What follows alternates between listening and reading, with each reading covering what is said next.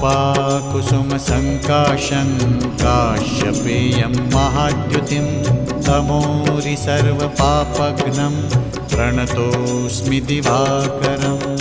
ॐ ह्रां ह्रीं ह्रौं सः सूर्याय नमः।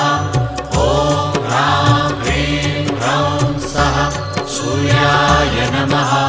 जपाकुसुमसङ्काशं काश्यपेयं महाद्युतिं तमोरि सर्वपापघ्नं प्रणतोऽस्मि दिवाकरम्।